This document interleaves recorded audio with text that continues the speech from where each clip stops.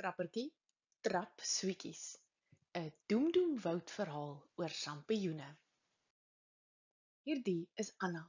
Sy kom van die Groenewoud af en is baie lief daarvoor. Anna wag so lank in haar nooi se stewel om vandag saam sampioene te gaan soek. Anna is 'n bruinoog voshaarnooi. Sy is ook 'n sampioenkenner. Anna se nooi help graag vir storiemamma om van Anna se avonture te vertel. Met haar donkerpink rokkie en groot polkakolle gaan sy vandag saamstap in die Doemdoemwoud. Die kinders is opgewonde oor vandag se sampioensoektog, veral Trappertjie. Sy stap later saam in storiemamma se broeksak. Die Doemdoemwoud het hoë bome. Die mos van die Doemdoemwoud is ook lekker sag. Tussen die natterige herfsblare van die Doemdoemwoud het 'n klomp sampioene kop uitgesteek na die reën. Hier is 'n geselskap van klein sampioene bymekaar, sommer so aan die kant van die boom. Anna gaan sit om die kinders van hierdie blinkbruin spesie te vertel. Vir die hongeriges langs die pad is daar vrylik blou bessies beskikbaar om te geniet. Pluk en eet gerus. Maar oppas, party sampioene maak dood, waarsku sy, en gaan lê daar langs aan ter illustrasie. Buiten giftige sampioene is daar nog 'n wesenlike gevaar in die woud. Trappertjie se stewels. Skoene kan fantasiedogtertjies uitwis.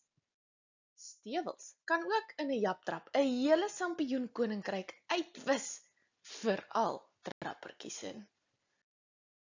Anna huiwer om die volgende sampioen vir die kinders te wys. Gaan Trappertjie dit plat trap? Trappertjie kom nader.